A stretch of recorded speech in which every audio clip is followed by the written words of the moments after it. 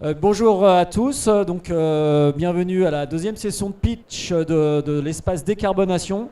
Voilà, donc je suis moi Eric Béma de BPI France, expert décarbonation à l'accompagnement, et on est ravi d'accueillir donc trois entreprises qui ont des choses passionnantes à nous dire sur le sujet. Et on commence par Sustainco, et je sais pas qui. Voilà. Allez, c'est parti, parce qu'on est un.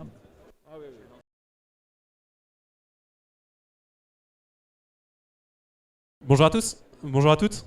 Merci beaucoup d'être là pour écouter nos différents pitchs. Donc c'est moi qui m'y colle pour commencer. Moi, je vais vous parler de Sustainco aujourd'hui. Sustainco, c'est une plateforme pour automatiser la réalisation des analyses de cycle de vie dans le secteur du BTP, donc de la construction. Et pourquoi est-ce qu'on a créé Sustainco ? Pour commencer, on est parti d'un constat simple, mais qui fait un petit peu peur. C'est que la construction, au global, c'est responsable de jusqu'à 40% des émissions de gaz à effet de serre dans le monde, pas uniquement en France. Il y a plusieurs réglementations qui vont en ce sens pour faire en sorte de faire baisser ce montant-là, mais elles ont commencé par travailler sur les émissions qui sont en lien avec l'utilisation du bâtiment, c'est-à-dire la consommation énergétique. Aujourd'hui, il y a de nouvelles réglementations qui prennent en compte la partie construction du bâtiment, c'est-à-dire les matériaux. Et nous, ce qu'on fait, initialement, nous, on vient plutôt du monde de la data. Notre objectif, c'est de faire le lien entre les données opérationnelles qu'on a dans la construction et des données environnementales pour faire justement l'analyse de cycle de vie. L'analyse de cycle de vie, très rapidement, c'est un bilan carbone plus, si on veut, de l'ensemble d'un bâtiment. Et pour ce faire, on a développé 3 logiciels qui permettent, quelle que soit la phase d'existence du bâtiment, de faire l'évaluation de son impact. Qu'on soit en amont, donc en éco-conception du bâtiment, architecte, qu'on soit au moment de la construction chez les bureaux d'études qui font la suivi des chantiers, ou alors qu'on soit même chez les constructeurs. Nous, on travaille aujourd'hui avec l'ensemble des acteurs de la chaîne de la construction, les architectes, les maîtrises d'ouvrage, les maîtrises d'œuvre, Bouygues, Vinci, etc. Donc ce qu'on fait, on a développé des algorithmes de machine learning qui vont prendre en entrée ce qu'on appelle des métrés. En fait, c'est ce qu'on voit ici, c'est plein de données qui sont dans des grands Excel, et on a des algos de machine learning qui vont comprendre chacune de ces lignes et qui vont aller faire le lien avec des données environnementales. C'est ce qui se passe ici. Et derrière, ça va nous donner l'impact d'un bâtiment et nous donner des optimisations. C'est-à-dire que si j'utilise du béton, peut-être que si à la place je mets du bois, bon, a priori, ça va marcher. Si je mets du bois à la place du béton, un impact qui sera plus intéressant. Et en fait, on fait ça sur l'ensemble de la chaîne de valeur. C'est-à-dire que là, on a développé une autre plateforme qui analyse en fait sur l'ensemble des études qu'on a faites dans la plateforme pour pouvoir, à partir de quelques données sur générer une estimation à partir du moment où l'architecte fait ses premiers traits sur son dessin. Donc c'est ce qu'on a ici, on s'est modélisé un bâtiment avec les données environnementales et ensuite avoir l'impact pour pouvoir partir directement sur des solutions constructives qui sont intéressantes d'un point de vue environnemental et derrière gérer une stratégie carbone à l'échelle d'un grand groupe qui va en je ne sais pas combien de temps ça fait que je parle, mais globalement, Sustainco, aujourd'hui, on est une équipe de 10 personnes. On a rejoint le groupe Aegis, donc on n'est plus vraiment une start-up qui était initialement des clients à nous et aujourd'hui nous ont intégrés pour pouvoir déployer en fait une stratégie digitale de décarbonation justement de l'acte de construire. Et nous, nos clients, comme je vous disais, aujourd'hui, c'est Bouygues, Vinci, Aegis, SPI Batignolles, tous les grands acteurs qu'on peut avoir sur ce marché. Merci beaucoup de m'avoir écouté. Si vous avez des questions, n'hésitez pas, ce sera avec plaisir que j'y répondrai, que ce soit sur la construction, la CV, tout ce que vous voulez.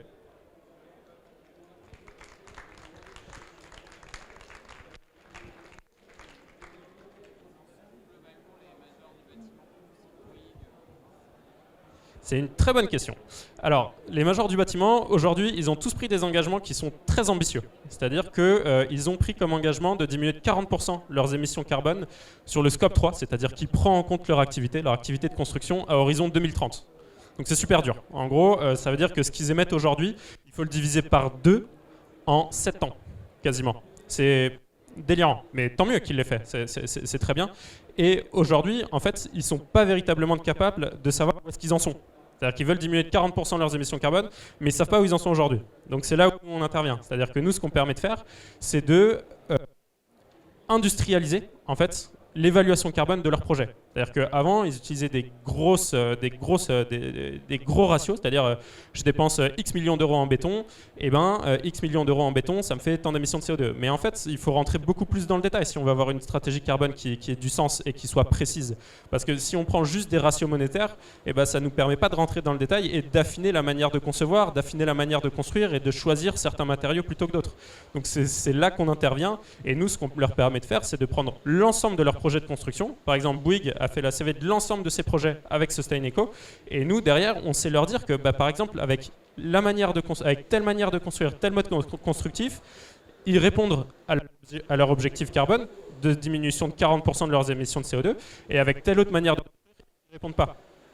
Donc les majors, eux, ils veulent avancer en ce sens, mais derrière, ce qu'ils demandent aussi, c'est aux industriels, aux fabricants qui font les matériaux, de leur proposer aussi des matériaux qui soient plus vertueux d'un point de vue carbone. Et là, on rentre dans la grande problématique qu'on a aujourd'hui sur le marché de l'inadéquation entre les matériaux qui sont les plus vertueux, nécessairement, c'est les matériaux qui sont les plus chers.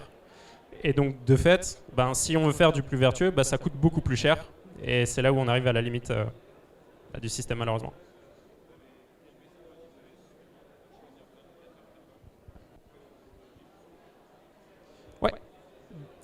Alors, la question c'était quelle méthodologie on a suivi pour choisir les indicateurs carbone, pour faire les calculs globalement, les études. Alors nous c'est assez simple parce qu'il y a une réglementation qui oblige de faire des analyses de cycle de vie. Donc la méthodo elle est réglementaire. Et donc nous on a codé en fait la méthodologie pour la digitaliser et l'automatiser. Mais en fait les calculs sont assez simples. C'est qu'on a une donnée opérationnelle, c'est-à-dire j'ai X tonnes de béton dans la construction de mon bâtiment. Et l'algorithme il va comprendre de quel type de béton on parle et il va aller chercher une donnée environnementale dans des bases de données qui existent, qui s'appelle la base IGNES, dans laquelle il y a plein d'émissions de carbone par rapport à certains types de matériaux. Et en fait, on a juste à faire la multiplication. Et derrière, il y a le moteur de calcul qui agrège ça pour l'ensemble des matériaux d'un bâtiment. Donc en fait c'est relativement simple, le truc aujourd'hui c'est qu'on a besoin d'avoir, encore une fois, les industriels qui font les matériaux, ils doivent fournir ce qui s'appelle des FDES, des fiches de déclaration environnementale et sanitaire, et l'idéal ce serait pour chacun des matériaux avoir une FDES et pouvoir utiliser la bonne donnée environnementale, sinon on est obligé d'utiliser des choses qui sont moyennées et qui ne sont pas nécessairement les plus intéressantes. J'avais une autre main se lever mais... Sinon, c'est déjà pas mal. Eh bien, merci beaucoup à tous. Merci à toutes. Et je passe la main à mon camarade. Merci.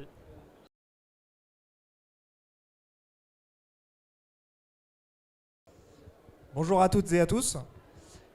Donc moi, je vais m'atteler à répondre à la question suivante. Comment, via la digitalisation, comment, via le numérique, et comment, via la data, on va pouvoir décarboner à la fois le secteur tertiaire et l'industrie. Donc, pour commencer, je vous propose une photo de la situation actuelle, au moins pour les industriels et le secteur tertiaire. Concrètement, on a une situation sans précédent puisqu'on a actuellement deux crises, et c'est du jamais vu. On a à la fois une crise énergétique et en plus de ça, une crise climatique. Alors la crise énergétique, elle est caractérisée par une hausse drastique des prix de l'énergie, plus 700% chez certains industriels pour les prix du gaz, 83% sur le prix de l'élec. C'est énorme, on l'a tous senti sur nos factures de manière personnelle, mais imaginez que pour des gens qui consomment à hauteur de plusieurs millions d'euros par an, c'est vraiment énorme. L'urgence climatique, j'en parle pas, hein, on connaît tous l'augmentation des émissions de gaz à effet de serre. On est tous conscients de ça. Les entreprises ont des objectifs au moins à 2050, mais comme dit mon collègue, il y en a certains qui sont plus rapides que ça, qui ont des objectifs net zéro en 2040, même certains en 2030. Enfin, en 2030, c'est un peu ambitieux.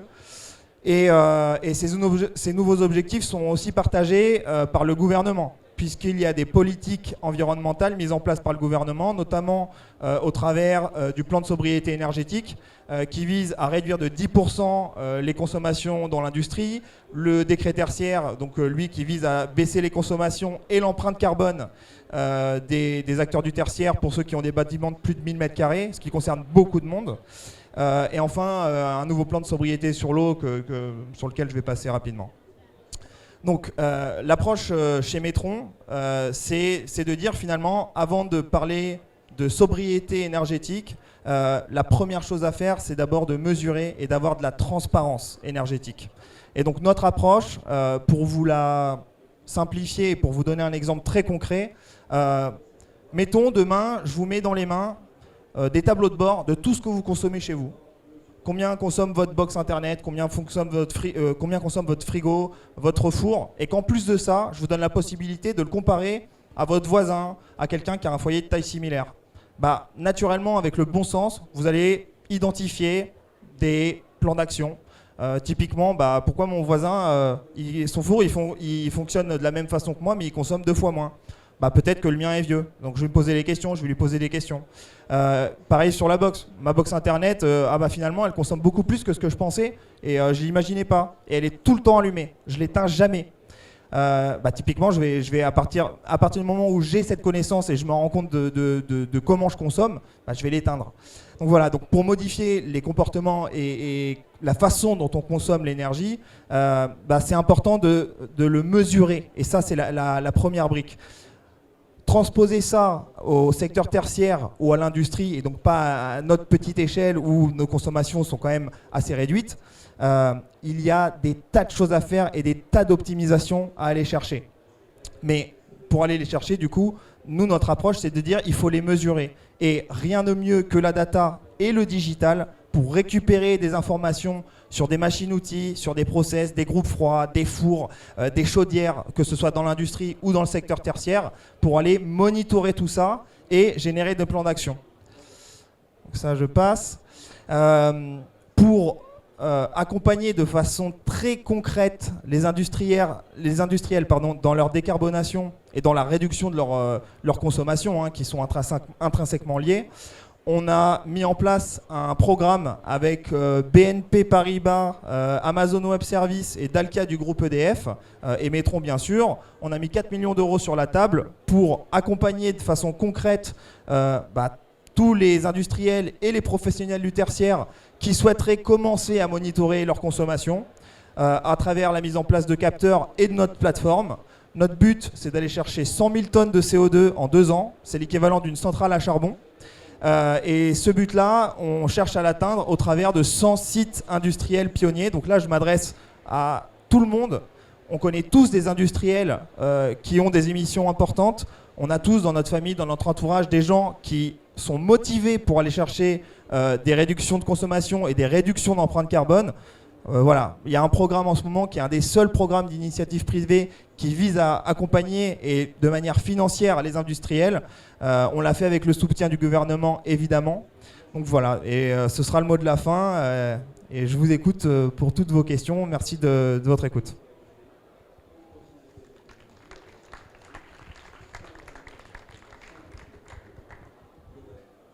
Avez-vous des questions ? Très bonne question. La question de monsieur, c'est, j'imagine que vous cherchez des industries consommatrices. Alors c'est vrai, il y a des critères, effectivement, on ne s'adresse pas à tout type d'industriel. Grosso modo, là où on peut aller chercher des optimisations conséquentes et à hauteur de 5, 10, 15% de réduction de l'empreinte carbone, c'est des industries où, au bas mot, les consommations, enfin la facture annuelle est à hauteur de 300 000 euros. Donc c'est des industries qui sont, oui, quand même consommatrices. Ça concerne tous les secteurs d'industrie, l'agroalimentaire, les cimentiers, la métallurgie. Voilà, ça concerne toutes les industries de masse, en fait. Le chocolat, les yaourts, voilà, le textile. Oui, on a déjà des différences. Alors nous, on a 10 ans d'expérience, donc ça fait 10 ans qu'on existe. Ah, avec le Decarb Fast Track. Alors, bah oui, dans le Decarb Fast Track, alors pour l'instant, le programme il est encore en cours jusqu'à juin. Donc là, il y a encore des candidatures qui arrivent. On a reçu 80 candidatures. Sur les 80 candidatures, tous n'ont pas été retenus pour l'instant. Simplement pour des questions de consommation, justement. Oui, donc là, concrètement, sur ce programme, on a des papetiers, des gens dans l'agroalimentaire, dans le chocolat. On a des gens dans le textile. On a un cimentier. Enfin, voilà. Pour l'instant, on ne peut pas communiquer sur les gens qui ont candidaté au programme, mais il y aura une grande annonce publique à travers les médias qui annoncera du coup les pionniers de ce programme de décarbonation et qui met le pied à l'étrier, qui veut vraiment aller chercher de la décarbonation, puisque l'autre critère, au-delà d'une consommation de référence à hauteur de 300 000 euros, c'est la motivation en fait. On veut des industriels qui sont vraiment motivés pour aller chercher des réductions de consommation, ce qui va leur faire gagner de l'argent au final. Hein. Parce que, l'idée, c'est que vu que les prix de l'énergie ont littéralement explosé, derrière, tout ce qu'on va leur faire gagner, en fait, ça va complètement effacer le coût de la solution en quelques mois. Et après, pour toutes les années qui suivent, c'est que du bénéf. Donc du bénéf, nous, on pense résolument que le bon angle pour entre guillemets, convaincre les industriels, c'est le financier, puisqu'ils ont des factures qui sont énormissimes. Et par là même décarboner, et donc faire d'une pierre deux coups. Merci à tous. Très bon après-midi.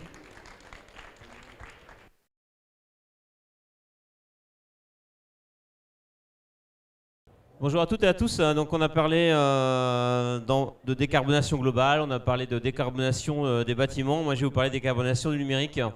Alors le numérique est un peu virtuel, donc on se demande qu'est-ce qu'il faut décarboner dans le numérique. Le numérique, c'est 4% des gaz à effet de serre à travers le monde. C'est plus que l'aviation civile. Mais pour donner un chiffre un peu plus parlant, 45%. Alors 45%, c'est pas l'amélioration de l'empreinte numérique qui est prévue. C'est dans la dernière étude Adam Arcep, qui est sortie il y a quelques jours. En fait, le scénario qui nous amène à 2030 à un alourdissement de l'empreinte numérique de 45%. Donc en fait, en plus de peser lourd dans votre empreinte, dans votre entreprise, le numérique va probablement doubler d'ici une dizaine d'années son empreinte et il va peser encore plus lourd dessus. Rien d'étonnant, hein, de plus en plus de données, de digitalisation, on réduit la durée de vie des équipements poussés par le marketing et voilà. Et donc nous, notre sujet avec Frugger, c'est d'améliorer cette empreinte numérique. Donc nous, on a une croyance très forte qu'on croit beaucoup dans un numérique qui soit beaucoup plus inclusif et plus respectueux de nos ressources naturelles. Donc ce qu'on va permettre de faire avec Frugger, ça va être plusieurs choses. Déjà de vous faire un bilan carbone de l'ensemble de votre numérique. Donc c'est-à-dire qu'on va inventorier l'ensemble de vos équipements et sortir votre bilan gaz à effet de serre. Le deuxième point qu'on va être capable de faire, c'est faire une analyse dynamique, c'est d'aller beaucoup plus loin et faire une ACV, donc c'est aller faire une mesure plus précise de vos services numériques. Donc là on va analyser les usages. Et enfin, le dernier point, c'est vous permettre de passer à l'action. On a un moteur de recommandation qui vous permet d'identifier quels sont les composants qui posent problème et vous permettre de réduire l'empreinte du numérique. Alors, comment on va fonctionner pour faire tout ça? En fait, le premier intérêt, c'est que le numérique, c'est presque, je pense, l'un des seuls domaines sur lesquels on peut faire un inventaire, une collecte des données de manière automatisée. Si vous avez déjà fait, que ce soit du bilan carbone, la CV ou tout autre, une phase un peu lourde dans votre mesure d'empreinte, c'est toute la partie collecte. Vous récupérez tout un tas d'informations que vous avez demandé à plein de gens. En plus, il y a plein de pertes d'informations et souvent de sources d'erreurs. Sur le numérique, on est capable de faire un inventaire qui est extrêmement poussé de manière automatisée. Donc déjà, ça ne prend pas de temps à vos équipes. Ça se fait de manière totalement automatisée. C'est-à-dire qu'on va chercher toutes les données côté couche terminale, couche réseau et couche serveur. On a beaucoup plus de données, donc beaucoup plus exhaustif, c'est beaucoup plus précis. Et puis, il n'y a pas la source d'erreur liée au fait à l'intervention manuelle. Le deuxième point, c'est que toutes ces données-là, on va les transformer en indicateurs, donc indicateurs environnementaux, que ce soit les gaz à effet de serre, que ce soit de l'eau, de l'électricité, ressources abiotiques. Et on va mettre tout ça à disposition dans une plateforme analytique. Donc vous allez pouvoir voir à un instant T quelle est votre empreinte, mais surtout ce qui est intéressant, c'est de voir l'amélioration dans le temps de cette empreinte. Nous, on croit beaucoup à l'amélioration continue. C'est-à-dire qu'en fait, le bilan, c'est bien, mais ça ne permet pas de passer à l'action. Un bilan, c'est je me retourne, je fais une photo à un instant T, c'est plus ou moins précis. C'est bien, ça ne va pas être savoir où vous en êtes, mais ça ne vous permet pas de passer à l'action. Pour passer à l'action, il faut faire de la mesure régulière et donc il faut se mettre en mode d'amélioration continue. Et c'est ce qui va vous permettre une plateforme comme Frugger. Donc le fait d'avoir cette collecte automatisée et ces calculs automatiques de tous ces indicateurs va vous permettre toute l'évolution dans le temps de votre empreinte. Et enfin, derrière, vous avez le moteur de recommandation qui vous permet d'identifier les leviers sur lesquels vous pouvez agir. Pour vous donner un ordre d'idée, on peut diviser jusqu'à 2 votre empreinte numérique. Je vais vous donner un retour d'expérience. On a un de nos clients qui s'appelle l'ADEME, vous devez connaître. L'ADEME utilise Frugger depuis 2 ans pour améliorer sa propre empreinte numérique. À date, aujourd'hui, ils ont amélioré d'à peu près en moyenne 21% leur empreinte sur la partie gaz à effet de serre. Ça paraît énorme, mais en fait, le numérique, c'est le seul domaine sur lequel on n'a jamais cherché à optimiser. Donc les leviers d'amélioration sont extrêmement importants. Un autre levier d'amélioration que vous allez pouvoir avoir, ça va être par rapport, par exemple, à toutes vos parties data center cloud. Aujourd'hui, vous avez un coût qui a fortement augmenté récemment. En fait, aujourd'hui, on peut avoir un meilleur usage de toutes ces plateformes-là, en faire plus avec moins. Et on va pouvoir réduire, pareil, jusqu'à 30% en fait, la consommation. Et donc là, vous avez non seulement une réduction de vos gaz à effet de serre, de votre note électricité, mais également votre note financière, votre facture cloud, ou votre facture sur votre data center à la fin de l'année. Donc on a de nombreux leviers sur le numérique, c'est le gros avantage sur lequel on peut agir. Puis c'est également un élément de motivation pour l'ensemble de vos parties prenantes. Il faut savoir que votre premier point d'interaction avec l'ensemble de vos parties prenantes, c'est le numérique. Que ce soit vos collaborateurs, vos clients, vos partenaires. Et donc en fait, si dans ce point d'interaction-là, qu'est le numérique, vous n'améliorez pas votre empreinte, ils vont avoir du mal à croire dans votre réel engagement d'améliorer sur votre stratégie bas carbone ou plus globalement sur votre RSE. Et donc souvent, c'est un peu le premier axe qu'on va travailler, c'est qu'on va travailler sur le numérique. Surtout que pour certains secteurs, notamment tous les secteurs qui ne sont pas dans la transformation de matière, le numérique, en gros, une fois que vous avez travaillé le bâtiment, la mobilité et le numérique, vous avez travaillé les 3 postes principaux, si je suis un peu réducteur. Donc voilà, et donc c'est un secteur sur lequel vous pouvez agir fortement. Donc aujourd'hui, Frugger, on a une 50aine de clients, on a commencé à travailler avec des grands comptes, type L'Oréal, EDF, SNCF, et maintenant on commence à travailler avec des ETI, des PME qui commencent à s'engager sur ce secteur-là. Voilà, est-ce que vous avez des questions? Je suis tout à vous.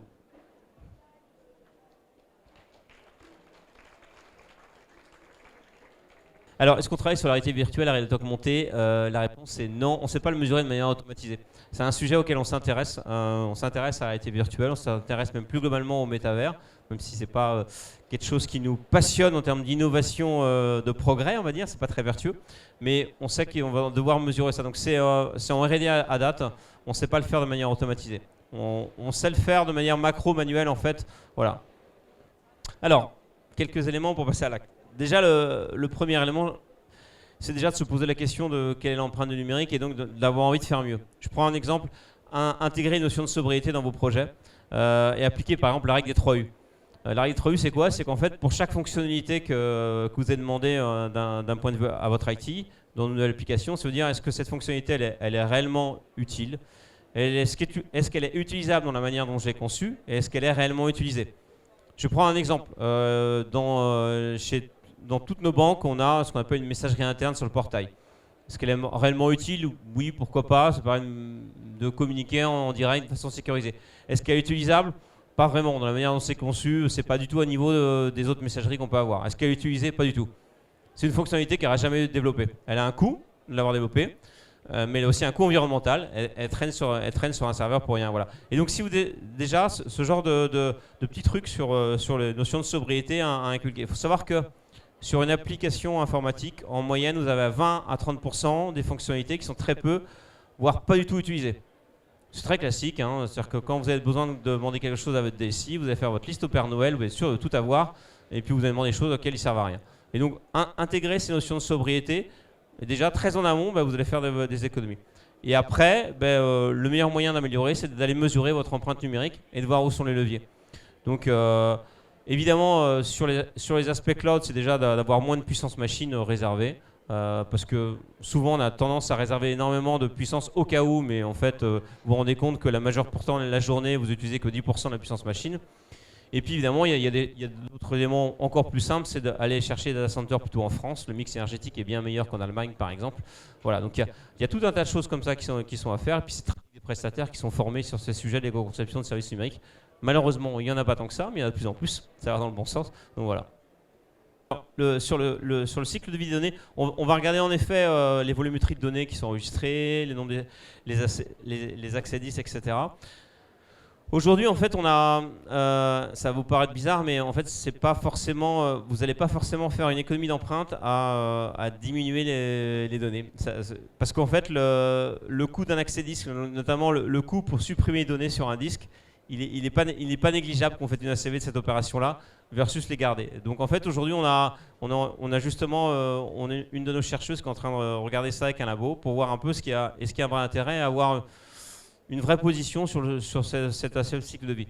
Aujourd'hui notre position elle est plutôt de prendre conscience de l'empreinte et d'aider à travailler sur prenez juste le nécessaire en fait. Allez pas créer des gros data lakes de données au cas où alors que vous n'allez jamais les utiliser. Ça évidemment voilà. Mais sinon sur la cycle de vie donnée aujourd'hui finalement c'est pas si immédiat que ça de dire faut le réduire la durée de vie de la donnée etc. Alors oui on prend en compte les terminaux, il faut mieux parce qu'en fait faut savoir que dans l'empreinte numérique 75% de l'empreinte c'est les terminaux, les réseaux c'est 10% et le reste c'est les serveurs. On a l'impression que les serveurs c'est le plus gros, pas du tout. C'est vraiment les terminaux et en plus dans les terminaux la phase la plus importante c'est la phase de fabrication du terminal. C'est ce qui va peser le plus. Et donc en fait l'enjeu dans le numérique c'est d'allonger la durée de vie des équipements. Sauf qu'en fait le hardware va pas sans le software. Si vous allongez la durée de vie des équipements, pour le faire en fait il faut aussi éviter l'obsolescence programmée et faire de l'éco-conception de services numériques. En fait un autre chiffre très simple, depuis les accords de Paris, faut savoir que le poids moyen d'une page web s'alourdit de 127%. Et donc en fait inévitablement on accélère le renouvellement de nos équipements parce qu'on a des applications de plus en plus lourdes pour le même service.